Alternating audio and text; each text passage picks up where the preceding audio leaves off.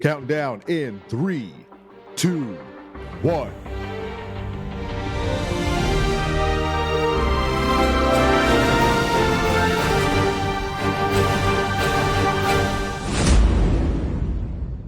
Hello, everybody, and welcome to another episode of Super Black. I'm your host, Carl Waldron, and with me today, Adam Hawkins and Darren Emanuel. How you guys doing?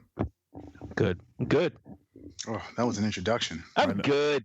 Feels special.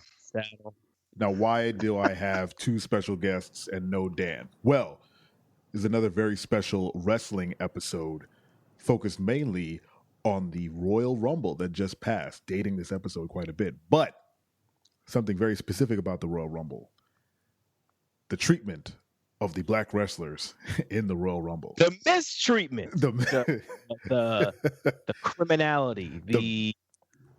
What other words? Darren, throw out a word that you feel. Banana. The banana of it all. Christ. Wow. Racism. He went deep. Did, yeah. Before we get too deep into our feelings on that, how did you guys like the Rumble in general? I loved it. It's the only wrestling thing I watch during the year. I don't even watch WrestleMania. Like, Royal Rumble is the one thing I will watch every year. I love the rules. I love the setup. Like, it's over the top. It's just perfect. It's perfect. I don't watch anything else. I love that shit. It was so goddamn good. Every bit of it. Both of them, actually. I like them both. Yeah. I felt kind of the same way. I love the Royal Rumble. I think it's a nice event. I don't like the rules because I feel like they're very undefined these days. The whole, we need to have some sort of spot where someone looks like they're about to be eliminated and they do something fancy to get back in the ring. It was done a little too much this year. It was a lot of like, I'm throwing over the ropes. I'll hang over what do you call it? Skinning the cat, they used to call it back in the day when Shawn Michaels did it, which was a weird thing to say. But like, yeah, it's a lot of the same spots. That one girl, Ninja Warrior girl, she did some crazy stuff to stay in the ring though. I was impressed by that. But everything else was like, yeah, okay. But also, it almost felt like the rules, like it's like, oh, both feet have to touch the ground. So people are like, well, only one foot touched the ground. Whereas, back in the day, it was like 1 foot grazed the ground. They're like, oh, it's not both feet. Now it's like, I'm standing up outside. No, back in the day, it was both feet had to touch the floor. No, I'm saying, remember like when, who was it? Not Shawn Michaels. He got tossed over the top and then his foot grazed the floor. They were like, oh, it's okay. It was just 1 foot. That was like the most you got. You got like, did he just get eliminated? Yes and no. So that was what, 90, I want to say that was 95 where Michaels was doing that. Mr. Perfect was the one that used to, perfect the art of always almost getting eliminated and finding a way to just stay in it by just like barely grazing the surface of the floor. Yeah, that's what I mean. And then, that's how he got over it. Yeah, now, it wasn't that bad this year. I've seen some years where like everybody was trying to pull like a Kofi Kingston. This year, not so much. Well, the women did quite a bit. Oh, yeah. There was like they have to. There's like second Royal Rumble, so they have to try to top last year's, and I don't think they topped last year's. I don't know if I saw last year. I didn't. I did not see last year's Rumble. Don't know why. Skipped it. Yeah, last year's Rumble was a shitty year. Apparently, it had see the Rumble. It had all the legendary females come back, so you got a chance to see the new women take on the original divas and then the original women's champions. Before they were crowned divas. I think that concept was interesting. Yeah, I love the Women's Royal Rumble. There were a few spots where I did cringe up a bit. I was like, oh no. And it was a conversation Adam and I had where the ladies take kind of extra steps, whereas the men kind of throw themselves into the ropes and stuff. So you see kind of this weird stutter step that happens with them. So they'll hesitation. They'll do these moves, and you're just like, this is taking way too long. Like, who is it? Charlotte and I don't remember who it was. Maybe it was Mandy Rose. Like, Charlotte came into the ring, and then she was trying to do this move, and it looked like they were doing patty cake for some reason. It's just doing this weird dance. Right? Yeah, I remember in the middle of the ring, they just started spinning. They started just spinning together. It's because they were doing patty cake. They were having a good old time. Yes. Darren, you didn't tell us. How did you like the Rumble? Well, I focus more on the men's because that they were the ones that got the shaft this year. I will say, normally, I'm not as big of a fan of the Royal Rumble as, like, let's say Adam is. I like the Rumble when it's done right, but over the years, because I think I've seen all of the Royal Rumbles, minus maybe like 2016 or 2015. Comparatively, I don't think this one really held up. There was a lot of things that happened in the ring were very predictable. Even like the surprise additions to the Rumble weren't really a surprise. They were mostly NXT people, right? It was mostly NXT. You had the UK champion come out, Pete Dunne, and he, not for nothing, like, Pete Dunne made an impact for like a 5'7" or 5'6" guy taking on those monsters in the ring. So, for context, he is the digit manipulation guy. So he's the guy who would grab your fingers and go, ah! It was so cartoony. Yeah. It was great. Yeah, cartoony, but you know what? In a sense of realism, it actually might work. Yeah. I mean, if you actually my joints, I'll go down quickly. I'm out. I'm done. You just eliminate yourself. Like, oh, hey, you win, sir. Broke my finger. This is not. We're supposed to go over the top rope. Leave my fingers alone. Gone. I'll jump. Yeah. If we were in the ring, like, I'd probably do the same thing. Oh, how am I going to write my letter to Vince? My letter of resignation after being shafted in the Royal Rumble for being another black wrestler. Oh no. Yeah, let's just dive into it. Segue. Yeah, beautiful segue. So the reason we're all here together is because we took a look at some of the stats that I found online on Instagram, and the black wrestlers in the Royal Rumble didn't do too well. They didn't fare very. Man, Instagram is talking about this. That's how you know it's bad. There were some stats. I'm gonna find the people that posted it, but Xavier Woods and Titus O'Neil, I think combined were of ring time. Titus was 5, and Xavier was 3. So I know, I want to take it. Probably, I want to dig a little deeper into it. Like, I don't think it was just the black wrestlers. Like, I took a look at, for instance, like No Way Jose, who all of a sudden became the fastest elimination in the history of the Rumble. Jinder Mahal, the former WWE World Heavyweight Champion, eliminated in record time. Like, it was. You named just 2 other brown folks, though.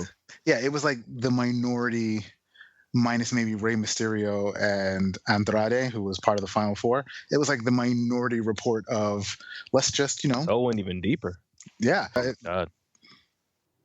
And it sucked. I'll honestly say, watching it, you knew that the black wrestlers were there specifically to serve a, like, singular purpose. Lasted long or longer. They were there specifically to serve the purpose for another wrestler. Right. They were the butt of the joke. There was one guy. Was it Lashley? His name is Bobby Lashley. He completed his joke though, because he made an ass of himself last time. Like, you did that, but then they kind of completed his whole thing. Like, he got into the ring, he got thrown out. His thing when he went out early, I was like, okay. You're talking about Titus O'Neil. Was it O'Neil? I don't know. It was whatever, the guy that tripped. Yeah. It's Titus O'Neil. Yeah. So, like, he had a narrative, and it was like, okay, fine. Everyone else, it was just the butt of a joke, or it was just kind of. Let's focus on Titus O'Neil a little bit. Like, the narrative. Oh my God! Like, he took the trajectory of that story is so weird. That happened at the Saudi Arabia pay-per-view, the greatest Royal Rumble, which is an abomination to just have the Royal Rumble name attached to something that's not the actual Royal Rumble. That's ridiculous. Titus O'Neil, if you haven't seen it, please go watch. He runs out to the ring. I forget what entrant he was, but then he trips and he slides underneath the ring, which becomes like this weird meme. And then in this Royal Rumble, he sprints out, and by the way, he looked like he was going to trip at all times when he was running down to the ring. Then he stops and he's like, "Hey, I made it!" and everyone cheers, and that's a great little redemption, right? So then, for some odd reason, he sees Kurt Hawkins underneath the ring, and Kurt is like gesturing and gesticulating at him. So then he dives under the ring on purpose, comes out the other side with Kurt. They both dive into the ring. Titus chases Kurt to the other side. Kurt pulls the rope. Titus goes over the top. 5 seconds in the ring, he's done. So they gave him an odd redemption and then completely took it away by having him get eliminated by Kurt Hawkins, who has yet to have a win in WWE in the past year. I think his losing streak was 237 losses. He's just a joke now. That might be his thing every year. He's gonna have some like comedic exit or entrance. That might be his thing now, which is sad. And like, oh well, you screwed. You're screwed. Your whole thing's messed up. You'll never win. Well, you'll never actually be a contender. That's only, you know, and that's the problem I had with the Rumble this year. The Royal Rumble is designed to create new storylines going into WrestleMania and outside of it. Mm-hmm. So people who had feuds, new feuds come from the Rumble. You know, a decade ago, had that happened to Titus O'Neil, he probably would have been locked into like a 4-month program with Kurt Hawkins, who, if let's say Kurt Hawkins was the biggest loser, would somehow always come out on top against Titus O'Neil. Now, would that be a great angle for Titus? No, but it has him doing something on TV. It has him, you know, being relevant for just a little bit longer. And eventually Titus will get his comeuppance and, you know, obviously knock Kurt Hawkins off his quote unquote win streak, if that was the case. But I feel like that just happened to Titus, and then that's it. Like they're gonna just forget about it. Nothing to do with him after that. Mm-hmm. It's not gonna go anywhere. It's just that he's the butt of the joke, right? And I don't remember seeing Titus. Well, I don't watch, you know, wrestling religiously, but I don't remember seeing him in a whole lot of matches or anything relevant. He had the Titus O'Neil thing, but then that kind of fizzled out, and he had a lot of momentum after he did that weird trip that was hilarious and amazing, but then they didn't capitalize on it. I mean, they made some shirts, but they made a couple bucks off of it. But other than that, nothing really came of it until now, where like it pays off, and then they immediately bury the payment, like immediately. He didn't even get to do anything in the Rumble. It was just like you're here to do that thing that made everyone laugh, and then go home. It's just a shame. And to just to give a shout out to who I got the stats from, it's Black Wrestling Alliance on Instagram. So if you're listening, go check out their post if you like wrestling and black wrestlers. Black Wrestling Alliance on Instagram. They also have the time for No Way Jose, who is the number one fastest, like Darren said, is at 2 seconds. Xavier Woods is 3. That's the fastest? Yeah, 2 seconds. It is now. Yeah, it is now. All he did was... I didn't know that. Yeah, he hopped up on the ring, he stepped in, and then they clotheslined him out. And see, now here's the problem that I had with No Way Jose. So his entrance was 10 times longer. Yeah. And we all know where they got the idea for that entrance from. There's no point in even bringing that up. But he got there is. Wait, hold. There is, because people might not know. I have no idea. Yeah, they took this directly from this other wrestler named Alex Rose, who he had like this. He had an entourage of, like, it was a party. Like every time he came to the ring, he had an entourage of a dancing party, like a guy in a chicken suit and all. Yeah, it was like really, it was really gimmicky. It was blatantly ripped off. Now here's the thing: No Way Jose kind of redeemed himself a bit when, after being eliminated, the party kept going. Like he didn't. It made sense for them to go, okay, well, hey man, you tried, but hey, that doesn't mean the party stops. So he could have just partied his way to the back, and that would have been fine. But he had to be decimated by Drew McIntyre, who also eliminated Xavier Woods and Kofi Kingston after, you know, not for nothing, they had like a very innovative way of saving Kofi from being eliminated, which didn't even make sense to begin with, because Kofi wasn't really... He like jumped off or something, right? Yeah, like he like jumped off, and I don't know, like he like landed and put a foot up or something like that. Like I didn't understand it. I felt like that was botched a little bit, specifically just so he and Xavier Woods can serve their purpose of, you know, doing their little dance and getting back in the ring, to then just to be eliminated by Drew McIntyre, who is a monster, I'm assuming. He's an angry giant man. Yeah. And then same thing like with like Big E.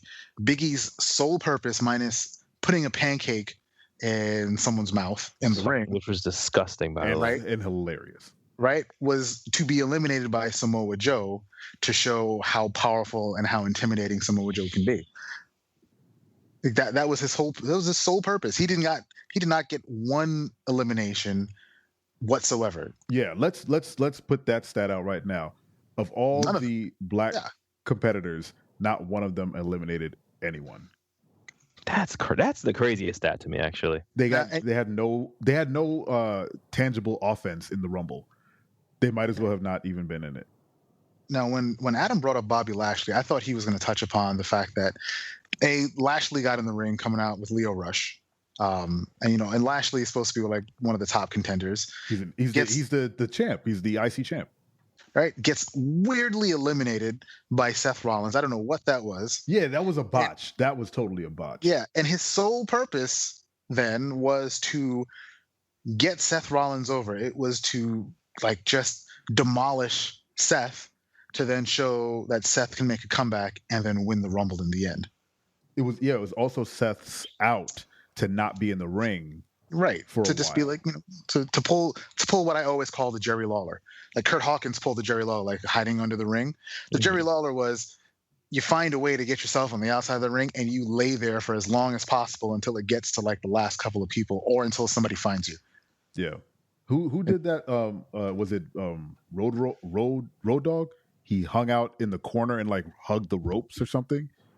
Yeah, I remember that was hilarious. That was a great way to do it because they couldn't get him out. He was on the bottom. They couldn't pick him up.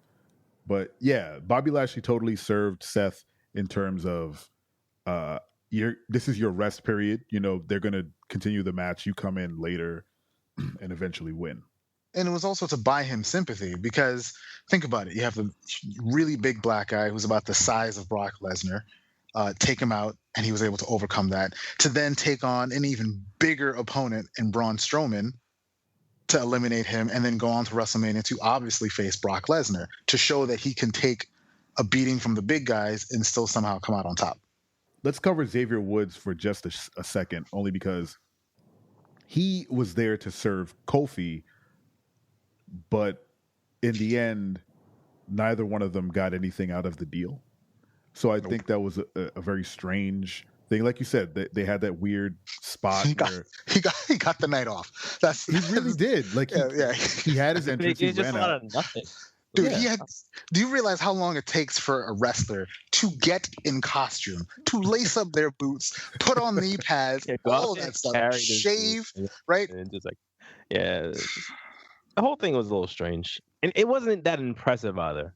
Nope. I've seen him do cooler shit before. I was like, a lot of stuff he did, I was kind of like, okay. But someone else said that earlier, when he did the whole roll thing, which was strange that he also did the same spot.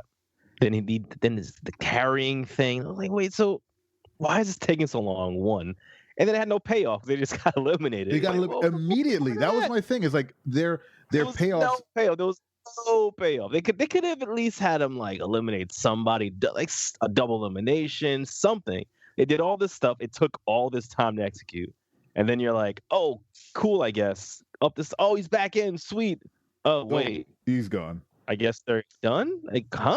And traditionally, tag teams in a Royal Rumble, when two of them are in the ring, they always have the advantage. Tag teams are always able to eliminate at least 2 to 3 people and work together and then eventually turn on each other. I think that'd be a more interesting thing where they had interesting ways of eliminating people. Like that would have been cool.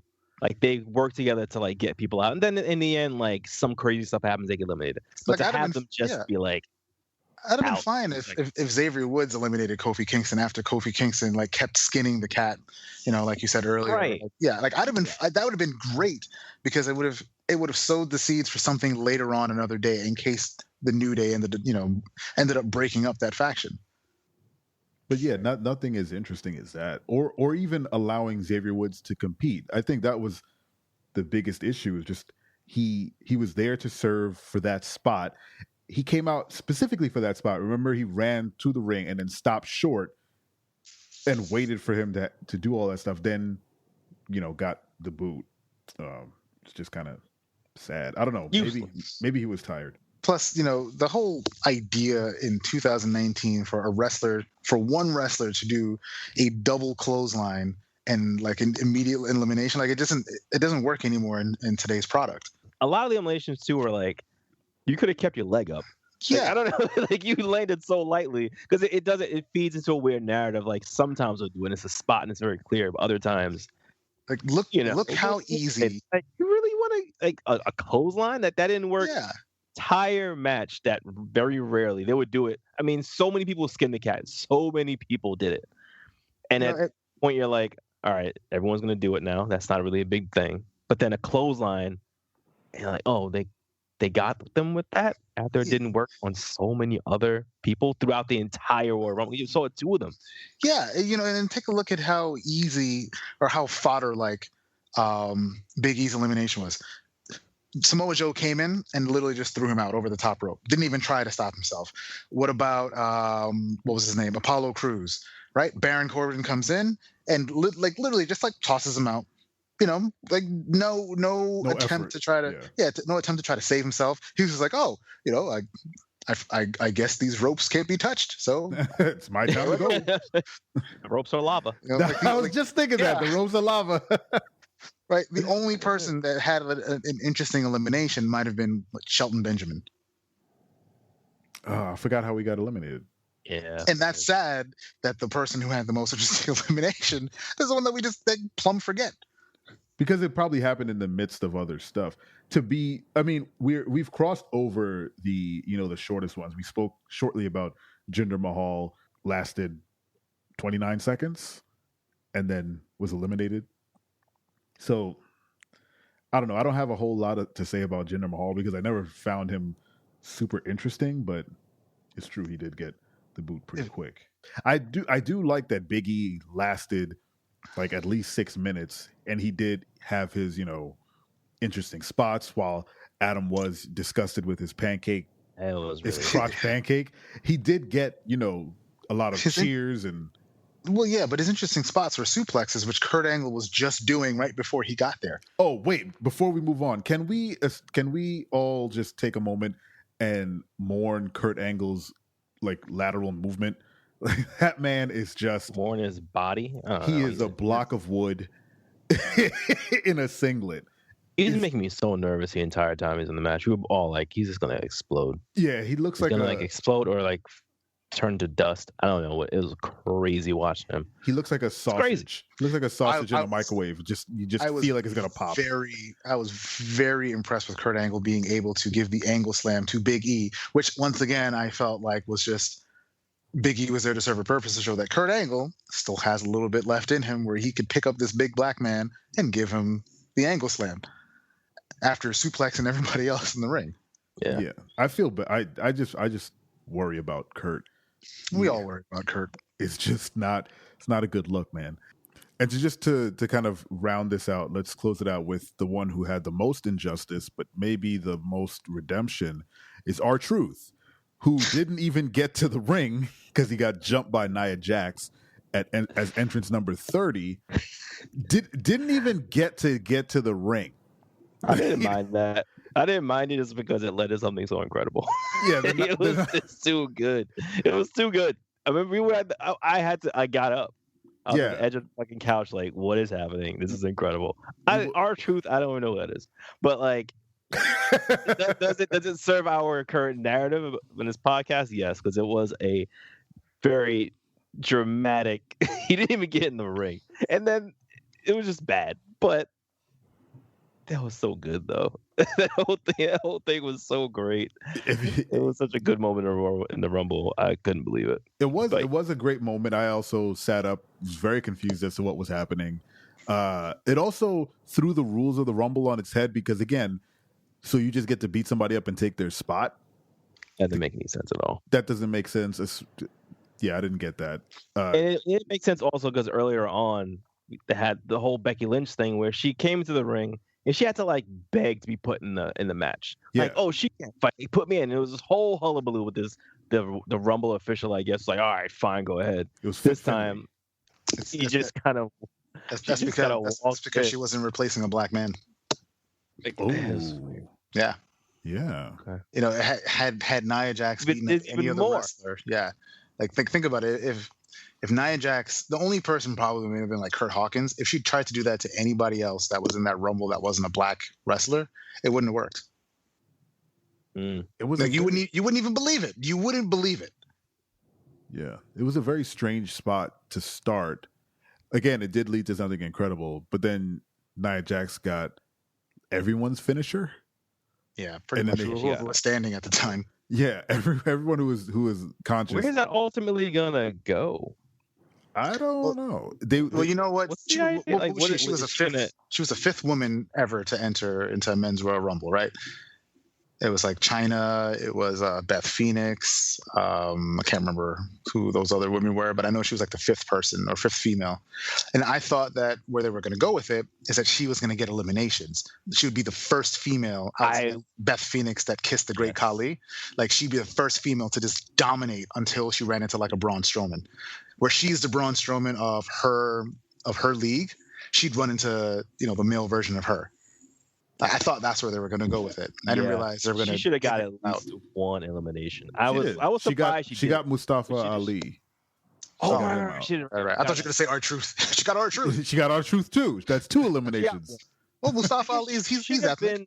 She should have been more dominant. She should have. It would have been way interesting if she had gotten like Randy Orton. She should have taken out Randy. That would Randy and Ray, because she had a little thing with them. If she was able to throw Ray out, I mean, he can take that.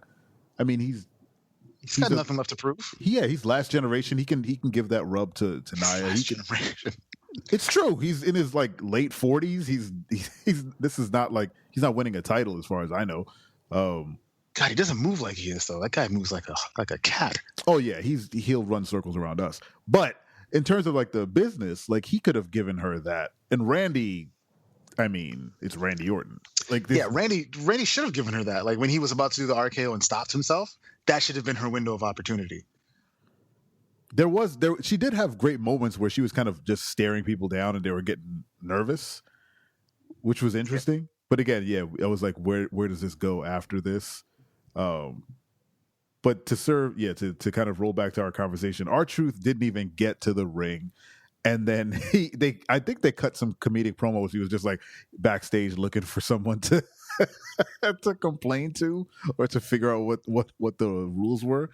He got his because he ended up the next night winning the U.S. title because he complained that he didn't even get to the ring. So they put him in a match with Nakamura. He pins Nakamura. Rusev comes out, says that it should have been him. They start a new match, and then he pins Rusev. So he defended his title. He won the title and defended his title within like a 5-minute span. So R-Truth is a champion now. Good for him. It must be his birthday. Yeah, and he was. They did a side-by-side 10-year challenge, whatever, and he had the title 10 years ago, the same title, U.S. title. Those were all. Oh, wait a minute. His birthday is actually January 19th. Look at that. So it was a birthday gift. Yeah, it's a birthday gift to R-Truth. Hopefully he gets to hold on to the belt for a bit. He is fun. He is fun. As much as I would love him to, that U.S. title has to go into WrestleMania and mean something, and I don't think they're gonna comedy out the U.S. Championship. Yeah, I think he'll hold it for a bit and then drop it to someone who's going to be in a pretty good feud. Oh, it could be him. We can hope. It would be nice, but if it was him, he's going to be in like the the kickoff show, the title match kickoff show. Yeah. Those were all. I think we covered all the Browns. That was a match. Wasn't that many? Yeah, there wasn't a ton. There weren't enough. Yeah, there weren't enough, and they got short shrift. Like Shelton Benjamin had the longest time at 9 minutes 21 seconds, and I mean, Braun got rid of him. I'm surprised Braun didn't get rid of more people. But well, he already holds the record. He doesn't need to break his own record. Sure, he does. Why not? Are we going to do a forge for this episode? If you like. What does that mean? I think we should. I think we should do a forge for this episode. What would you like to forge? I don't know what that means. If you shut up, maybe you'd get to it.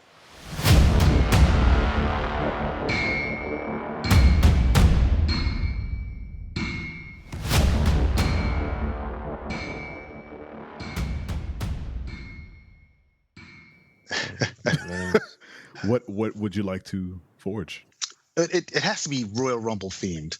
Like we have to think like if we were to forge, I don't know, how if the three of us were black wrestlers entering the Royal Rumble, and we could write our own history in the Rumble outside of winning it, what would it be? Okay. How would it look? All right. How about this? What would you do to get over? Yeah, give me your number, your entrance number, and how would you get over in the ring? Yeah. All right. Yeah. Like if we had to get over at the Rumble, how would we get over? So, Adam, why don't you give us a quick what number would you enter in the Rumble? 1. And would you leave immediately? Would you get eliminated before the number 2 comes out? That'll get you over. Just eliminate yourself. What would I do? If I came in at 1, fight to the end, and I win because of my amazing skills as a wrestler. You're not good. I would have so many near eliminations. I would be jumping on ropes, barricades. I would jump on the announcers' tables. I would jump on crowds. I would be perfect. Why don't you crowd surf to the ring? I'll crowd surf to the ring. That's a lot. There is a lot. Carry me to the ring and throw me in. I don't know if that'll necessarily get you over, though. I think that's overkill. I think people would they'd leave such a bad taste in them. Like, what is he doing? Just running him through the crowd for no reason. That'd be great if he entered as number 1. No, he can't be number 1 because number 1 and number 2 kick off the match. So if maybe it's like 3, you enter at number 3 and then you crowd surf and you don't get to the ring until 27. Oh my God, that'd be incredible. So you just go around the arena and people are just like pushing you up on their shoulder. That'd be the funniest shit ever, actually. And then you get to the ring finally and you're like, yeah, everyone's cheering. You would be so over at that point. You're like, yeah. You should have saved that. You should have saved that for yourself, Carl. That'd have been good. I'm good at giving, good ideas to other people. I think that would be amazing. And then you just get in the ring. I don't know if you get eliminated. So good. I don't know if you get eliminated right away, but you certainly don't win at all. Let's get that straight right now. You ain't winning. You ain't going to WrestleMania. Sorry. I know black male to win. Has a black male ever won the Rumble? Rock. Who? The Rock.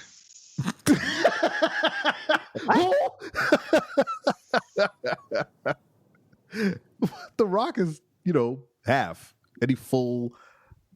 At least I believe so. Either that or he's always been in the final. And I know he was eliminated once by Stone Cold, but I believe he won 1 year and went on to WrestleMania. Okay. Yeah.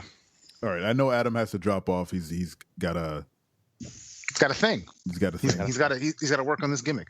Yeah. Go finish your gimmick. I'm making my wrestling suit. Yeah. Go. Tights and boots. Go crowd surf to work. Tights and boots. Think about that. Thank you for joining us, Adam. I appreciate it. Not a problem. My pleasure. Keep on keeping on. Don't say that. Keep on keeping on. I will keep on doing it. So, Darren, what is your forge? What number would you come in as, and why would you get over? Let's see. I would probably come in at number. That's a good number. I'd probably come in at number 13. And not a bad number. Yeah, like I'd come in at a number that I don't know, people would like deem unlucky or something like that, like Friday the 13th or whatever. And to get over, I think as I enter the ring, I would slap every single wrestler that's in the ring, slide out underneath the rope, and have them all chase me for me to then get in the ring. And as one like pops in, I'll just trick him and eliminate him, then go right back outside and just keep kind of skinning the cat that way. I wouldn't expect to win. Yeah, like what? Benny Hilling it, like everyone's chasing you in a line around them. but more like trying to outsmart them. Like I'd expect to be eliminated maybe like around number 21, but I would want the most clever, like the most clever eliminations. Like I had people chasing me specifically because I knew what I was going to do to eliminate them, and then maybe get eliminated by I don't know, like I don't know, either like a monster or like a Brock Lesnar type or something. But I would want to get so many people mad that I can go in so many different directions heading into WrestleMania. That I like the next night on Raw, let's say, I'd have everybody coming up to me like, I want a match with you because you screwed me, blah blah blah blah, and then I'd have my like pick and choice of the litter. So I'm like, whoa, guys, whoa, you can only be one king and queen to the prom, so let me make sure I choose very carefully. That'd be great if you mistook their anger for your popularity. So you're just like, whoa, yeah, it's like, oh, take it easy. Everyone wants a shot at the king. It's like, you got to get in line, and people are just like, no, just like clawing over because they're so upset with you. And I'd milk it so the bad, like whoever I decide to choose at WrestleMania, everybody will anticipate it just as much as they'd anticipate, like, I don't know, the main event, which nobody anticipates anymore these days. Okay. Or just eye poke everybody. Oh, the old school eye poke where you stomp with it. Boom. Like, no, like the Roddy Piper style, like the really slow but like obvious one. Mm-hmm. Just like Run in the Ring, eye poke. Like how Pete Dunne was bending people's fingers, eye poke. What are you gonna do after that? Can't see me. Exactly. Now I'm the new John Cena. Can't see me. You're the only John Cena. There you go. Then you could just start collecting eyes. That could be your gimmick. And then I'll end up being a voodoo priest, and see, now we're getting right back into recycling gimmicks. I don't want to. It's called a legacy. Collecting them. It's called a legacy. Just collect the eyes. Then I'll sell them. I don't do anything with them. I'll sell them back to the fans like Crime Time. Yeah. Okay. I'm down with that. I said I can go in many different directions with this gimmick. I think I'm good. All right. I agree. Let me see. Number I would enter at would be, I think 18 is a good number around there, because that's when people are like a little fatigued. So then they either get happy at whoever comes in, so they'll be like, oh my God, it's him. Or they'll just be like, oh God, hopefully he eliminates somebody, or he gets eliminated. And how I would get over is, I don't see myself jumping around on barricades, so I'm not going to get over by doing some miraculous save. Butt slaps. No, I don't want to touch those sweaty butts. Nobody ever said you had to. Everybody be slapping yours. That's how it works. Oh, that's how you get over. That's 100% worse. What would you prefer, Ric Flair chops to the ass? I don't want my ass in the equation at all. Like I don't think that's getting me over. That's going under, and I don't like it. I would pull a Maven. I would attack the biggest. Oh my God, a Maven. I would attack the biggest star in the ring. That's so bad. I remember that too. Eliminating the Undertaker. Eliminate the Undertaker type. Oh my God. Get him out, and then just have the biggest party in the ring. Just like high five all the contestants, like break up fights. Like people are doing scuffles. I would like break it up and just like, I got him. just like high fiving them, like just half eliminate a Braun Strowman or something. And you see, I remember he got eliminated like right after that. But you see how like what that feud created for him. He was put in a program with the Undertaker and got demolished and thrown around the ring every single match at every turn. But he had return matches with the Undertaker for something like that. Yeah, it was great. So yeah. I think that would be great. It's just like pick the biggest. It's like prison rules. Pick the biggest dude, get him out, and then rub it in his face. Slap him, and then pull it, like do the tightest thing where you pull the ropes and he dives over, and then just a celebration. It would be even better if after I got him out, like balloons came down and confetti and like there's music and everyone's just like, what's happening? And I'm just like high fiving, like, I got him. Someone comes out with like champagne and everyone's like, what's, like, just stop the Rumble for like 6 minutes and I'm just like celebrating. They give me a mic, I cut a promo in the middle of the ring. Middle of the Rumble. In the middle, and the timer still going. So people are counting down and I'm just cutting a promo. The music is playing too. Just confusing everybody. I think, all right, I like that idea. That's mine. And then of course, get eliminated literally right as my promo is ended, or in the middle of the promo. I think would be perfect. Yeah, like everyone who's in the ring just like comes over, picks me up, and then throws me into the guy that I eliminated, and then he catches me and proceeds to pummel me up the ramp, down the dugout this year. yeah, into that weird tunnel. So some good gimmicks. So we've got a crowd surfing, barricade jumping, longest lasting Adam. We've got the eye poking, slapping wrestler in me, and then we got the go after the biggest guy in the prison yard. Yep, Maven V2. That was good. That was a good forge. It was, yeah. All right, so I think that's going to close us out. We've gone way over our normal time, but that's fine. Butt slaps. I love talking about wrestling with my peeps. Yeah, man. So, Darren, tell people where they can find you on social media. So you can still find me on Patreon at Trial N Error 423. That's Trial letter N Error 423. And you can find me on Twitter at Dr. Advice 423, where I don't give any advice. That's the gimmick. Awesome. Thanks everyone for listening. You can find Super Black on social media at superblack.org on Twitter and Instagram. Head on over to superblack.co. Subscribe to the podcast on iTunes. Support Dan, the co-host, by buying his book, The Carnival Prince. Thank you all for listening for this special episode of Super Black. We're out. Full stop. Butt slaps.